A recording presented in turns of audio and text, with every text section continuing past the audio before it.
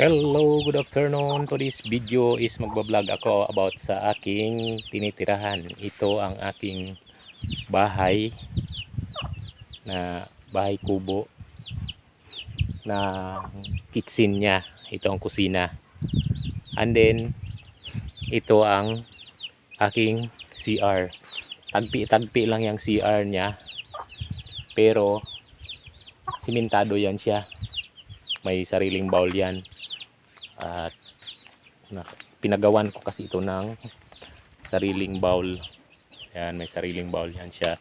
Pero tagpi-tagpi lang ang dingding dahil hindi pa naman fix. Ang lugar kasi dito is hindi naman sa atin, hiniram lang natin sa tiyuhin natin na nakitira lang tayo dito sa kanyang kubo. At saka ito ang pangalawang bahay, pangalawang kundo. Yan ang pangalawang kundo. Tapos dito ako nakatira. Ayan siya. Pag nandito ka, makikita mo is pag ganyan. Ito yung unang kubo. Tapos may kubo ulit dito. Ito yung pangalawa. Dito ako natutulog sa pangalawang kubo. And then ayun yung pangatlo, yung kusina na giba-giba na, at yung CR dito. Malaking area ng bahay. Malaking area ng bahay kasi tatlong bahay. At ang lang natin dito is wala naman tayong hanap buhay na fix. At wala tayong pinagkakitaan pa. Wala tayong pinagkakakitaan ng pagkukunan ng mga pang-araw-araw natin. So, ang ginagawa ko is nagtatanim lang ako ng mga gulay kagaya niyan. Tatanim tayo ng gulay, kamote.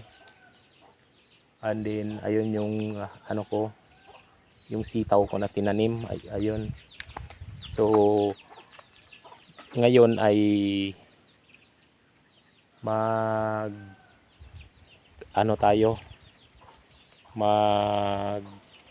piplex lang ng ating mga tanim. Ito ang mga tanim ko.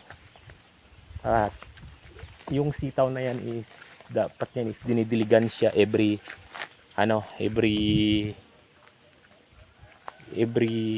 day, umaga hapon. Kung napakainit na masyado at nakita niyo ng kailangan niya na ang tubig na pang sa kanya, panglagay everyday, is gagawin na natin na 2 times a day siya na diligan siya ng umaga at diligan siya ng hapon, yung mga gulay na mga ganyan. So yung kamuti na yan is kahit hindi mo didiligan yan, okay lang yan siya. Nabubuhay yan siya, lumalaban sa init yan, kamuti at saka kamuting kahoy. Yun ang kamuti. Dito naman ay kamuting kahoy. Ito yung kamuting kahoy ko papunta doon sa taas. Bali 3 batch yan siya. Unang batch ito. Tapos may pangalawang batch ako, 2 hilera lang din. Tapos may pangatlo sa taas. And then meron pa ako doon. Ayun, mga yun, mga matataba. Tapos meron pa ako doon din sa kabila na isa pa.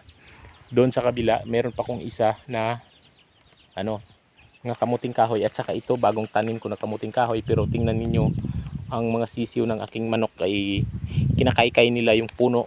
Nauna pa silang mag-harvest sa akin. Ayan, sunod din sa akin kung saan ako pumupunta. Ay sumusunod sila. Ayan, marami pa akong mga ng tataniman dito. Dito naman ang tanim natin ay tawag nito pichay. Pero ang pichay ko na tumubo is ito lang. Yan ang mga naiwan na pichay. 1, 2, 3, 4, 5, 6.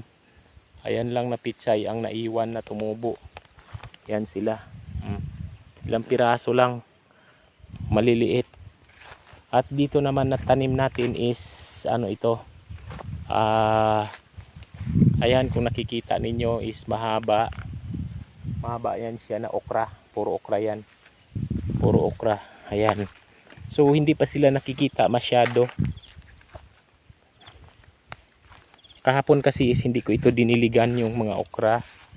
Kasi sabi ko is ano pa, yung hindi pa basa pa yung lupa.